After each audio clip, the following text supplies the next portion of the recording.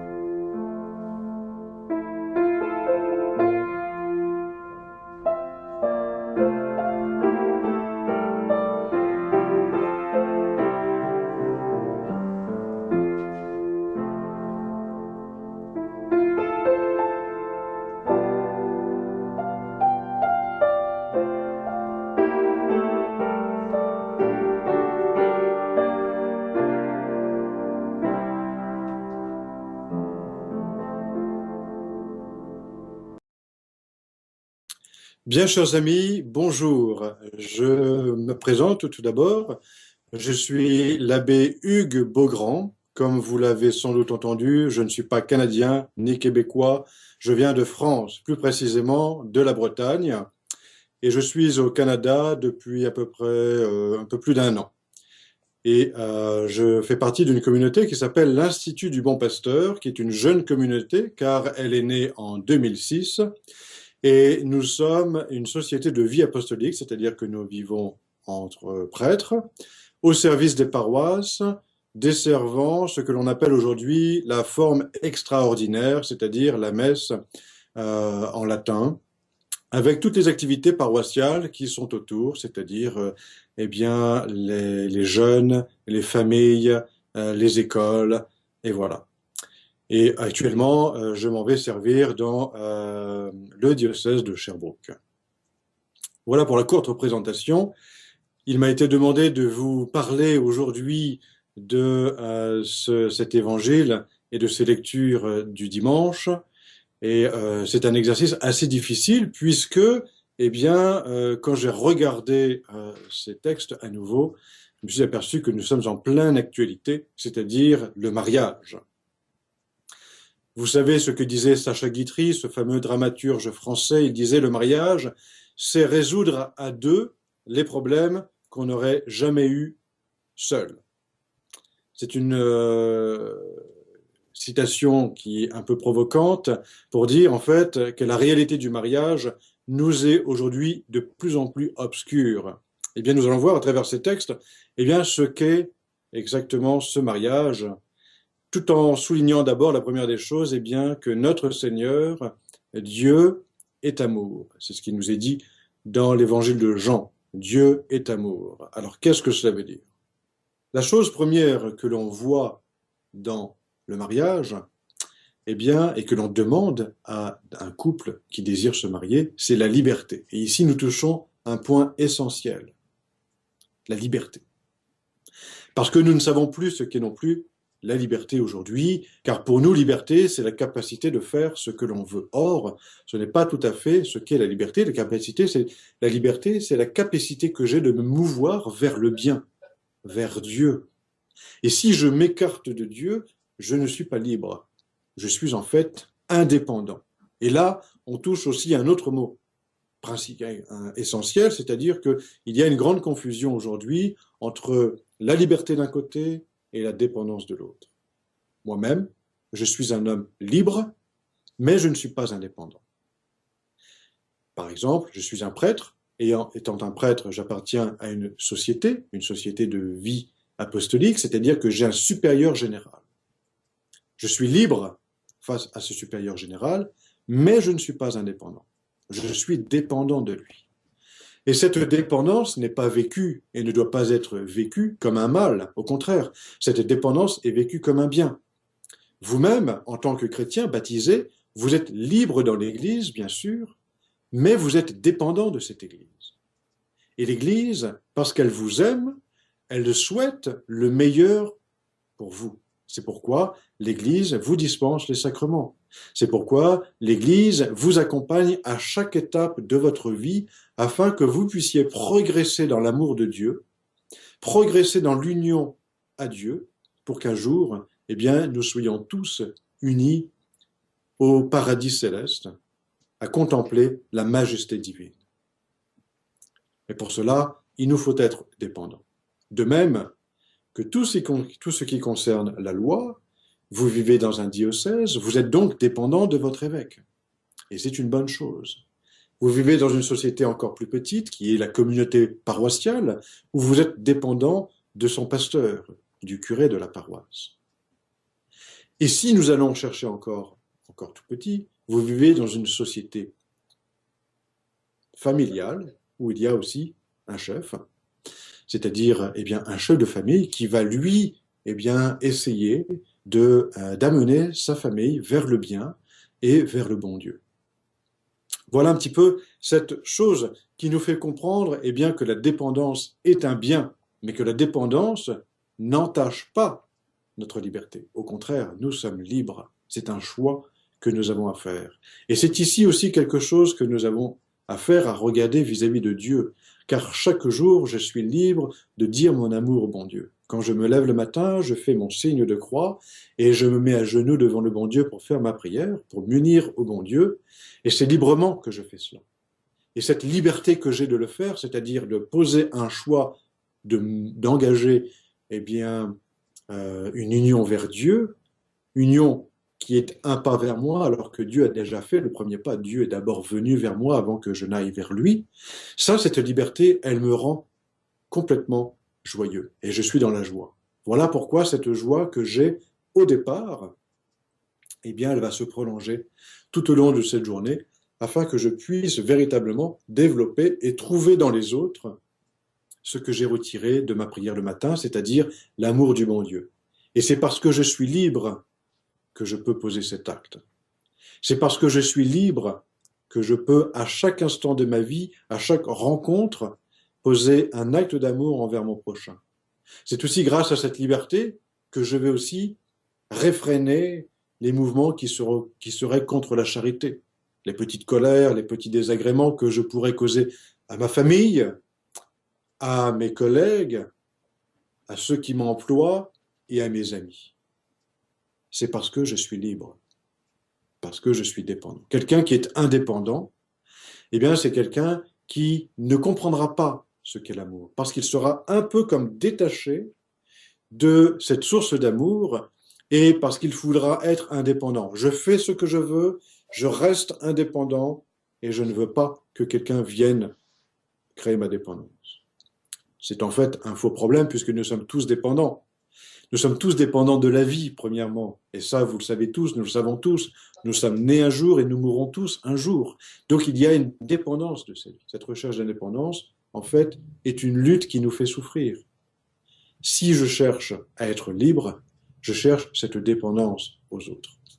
Et dans les couples qui fonctionnent, c'est quand il y a cette union entre les époux et qui sont véritablement enlacés entre eux, enlacés non seulement physiquement, parce qu'ils ont dans le sacrement du mariage cette union qui est l'expression de leur amour avec les fruits qui en découlent, c'est-à-dire les enfants, mais aussi spirituellement. C'est-à-dire que quand nous sommes mariés, et nous faisons des efforts pour plaire à l'autre.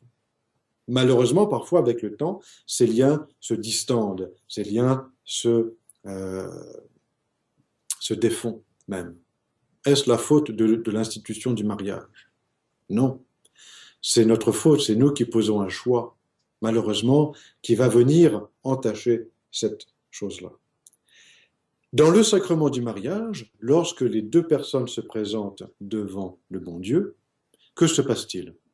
Le prêtre, lui, assiste. Ce sont eux qui se donnent le consentement. Ce sont eux qui se donnent et qui reçoivent ce sacrement. Que se passe-t-il à ce moment-là?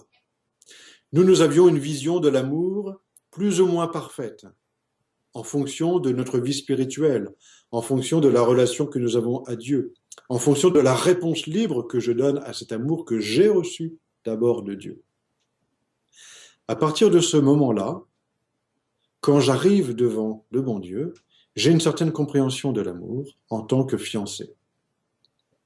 Lorsque j'arrive devant Dieu, il y a quelque chose qui va se passer à l'instant même où je vais dire oui, j'accepte cette femme comme épouse. Oui, j'accepte cet homme comme époux. Il y a quelque chose précisément qui se passe. C'est la joie, c'est le mariage, il y a des fleurs, il y a tout ça. Et alors, moi, je commence toujours mes homélies de mariage en disant, on vous a sans doute dit qu'aujourd'hui c'était le jour le plus beau de votre vie, ou peut-être même vous-même l'avez dit. Pour moi, cette phrase est très négative, parce que dire qu'aujourd'hui c'est le plus beau jour de ma vie, c'est me priver d'avoir des jours encore meilleurs. Et qu'en fait, la compréhension de l'amour que j'ai cet instant-là, même si Dieu va l'envelopper afin que le sacrement s'opère, ce n'est que le début du commencement d'une nouvelle perception de l'amour. Parce que lorsque je dis oui, c'est en fait Dieu qui prend ces deux fiancés, qui va unir ces deux fiancés, non seulement dans leur corps, mais aussi dans leur âme, et aussi cette troisième dimension, cette troisième volonté qui existe, Dieu les fait entrer dans sa sainte Trinité. Dieu prend les deux époux et les fait rentrer véritablement en lui, et va montrer à l'intérieur de lui, à l'intérieur de la très sainte Trinité, ce qu'est l'amour. Et si les deux époux vivent véritablement le sacrement, que va-t-il se passer? Il y aura une nouvelle compréhension de l'amour, une nouvelle dimension de l'amour que je ne soupçonnais pas, va me permettre de comprendre véritablement ce qu'est l'amour. Et alors, cette nouvelle compréhension va non seulement, bien sûr, m'unir à la personne aimée, mais d'abord et avant tout, accroître mon amour du bon Dieu. Oui, en fait, plus j'aime mon époux, plus j'aime mon épouse, et plus j'aime Dieu. Parce que cet amour, il vient de Dieu, et il retourne en Dieu. Et en fait, ce soutien mutuel, qui est aussi une des fins du mariage, elle prend son accomplissement ici totalement, dans cet amour que Dieu nous fait découvrir à travers le sacrement du mariage. Voilà pourquoi il ne peut pas y avoir de dissolution de ce mariage. Parce que cette compréhension libre et dépendante de ce choix que j'ai posé m'a fait entrer dans une nouvelle dimension, m'a fait entrer dans la très sainte Trinité. Voilà pourquoi je me retrouve, moi, en Dieu, avec cette nouvelle compréhension. Et vous comprenez là, véritablement, que tous les problèmes qui existent aujourd'hui face à la réalité du mariage, eh bien, c'est tout simplement parce que nous sommes sortis un petit peu de cette compréhension réelle de ce qu'est l'amour. Ce n'est pas Dieu qui a changé. Ce n'est pas le mariage qui a changé. C'est l'homme qui, en fait, s'est un peu éloigné de ce qu'est l'amour. Tout simplement parce que, eh bien, on a voulu s'affranchir de Dieu à travers la société. Et nous le savons bien. Aujourd'hui, la société, c'est ce que disait le relativisme, l'indifférentisme, sa sainteté Benoît XVI. Ou alors nous avons une éclipse de Dieu, c'est-à-dire que nous avons une vie, c'est vrai, matériellement, qui est beaucoup plus simple, beaucoup plus facile. Avant, imaginez-vous, les choses étaient difficiles. Pour préparer à manger, il fallait véritablement prendre tous les ingrédients. Pour faire ne serait-ce qu'un pain, il fallait que que l'on prenne la farine, que l'on prenne de la levure, que l'on y mette de l'eau, que l'on batte, que l'on laisse reposer, que l'on fasse cuire. Alors qu'aujourd'hui, eh bien, nous allons au supermarché et nous trouvons un pain bien cuit. Toute la préparation de la nourriture, tout cela prenait du temps. Et dans la compréhension de la tâche quotidienne, nous arrivions à percevoir une réalité beaucoup plus subtile. Qu'aujourd'hui, en fait, la vie nous apporte un confort. Je ne dis pas que le confort est mauvais, ce n'est pas ce que je dis. Attention, ne soyons pas, comment dirais-je, fondamentalistes. C'est pas ça, il ne faut pas revenir, voilà. Mais dans ce confort, en fait, que la vie nous apporte, eh bien, il y a une certaine réalité aussi qui s'est éclipsée. Et alors, je me suis affranchi de certaines réalités spirituelles de Dieu. Voilà pourquoi les églises se vident, par exemple. Voilà pourquoi l'institution du mariage, dont on parle tant, aujourd'hui, à la veille du synode qui va s'ouvrir à Rome, autour du Saint-Père, eh bien, toute une nouvelle compréhension, et les médias, malheureusement, veulent ou poussent, c'est ce que je disais tout à l'heure, cette différence de compréhension du mariage entre la société et l'Église, et la société veut pousser l'Église à sa propre compréhension, comme si on pouvait changer Dieu. Et alors, eh bien, les médias nous disent certaines choses. Le pape François dit ceci, le pape François dit cela, le pape François va accepter les divorcés remariés, le pape François va accepter et va faire des choses qui, pour la société, semblent comme un miracle. Or, il y a quelques jours, le pape François, le Saint-Père, était ici, en Amérique du Nord. Il a rappelé quelque chose, notamment dans son voyage de retour à Rome. Il a dit, si vous attendez quelque chose de miraculeux, une potion magique, comme si l'Église allait changer sa doctrine, eh bien non, vous vous trompez.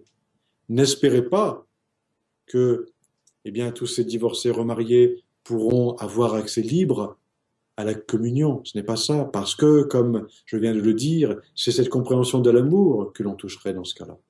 Non.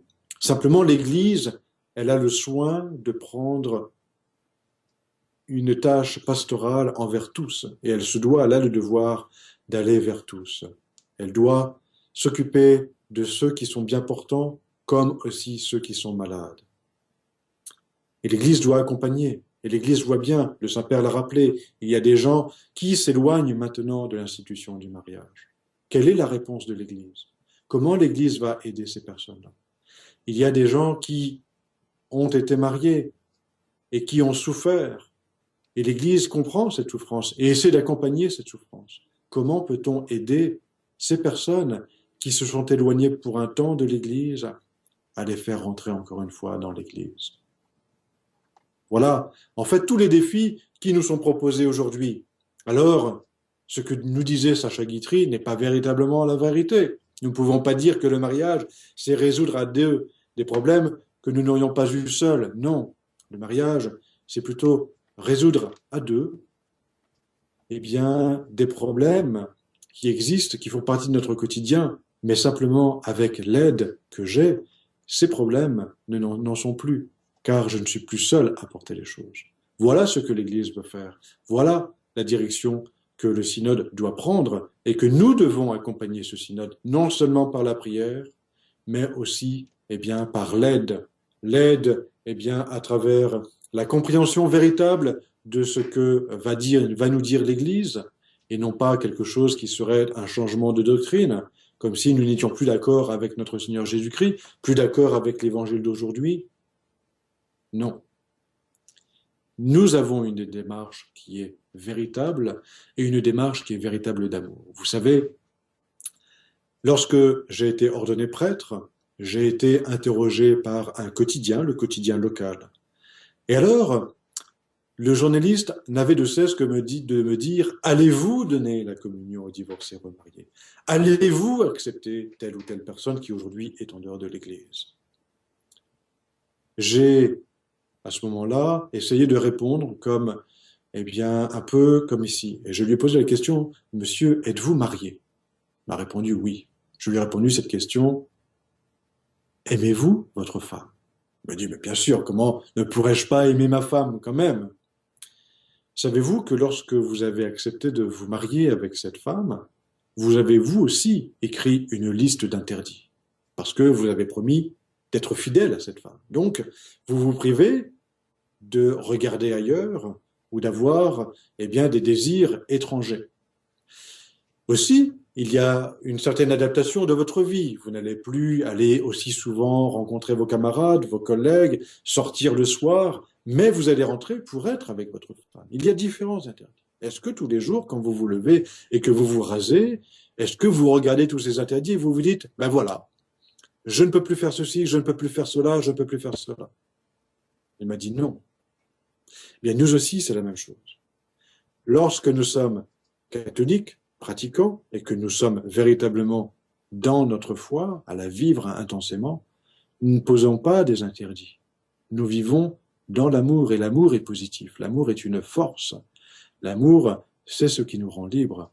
L'amour, c'est cette union à Dieu, car Dieu est la source de l'amour, et ma tâche à moi, c'est de m'attacher à Dieu, la source d'amour, et ceux qui sont mariés, de vivre le sacrement du mariage au sein de la très sainte Trinité, comme je l'ai dit aujourd'hui. Alors, à nous d'accompagner par nos prières, et peut-être de faire cet effort, de méditer un petit peu sur ce qu'est le mariage.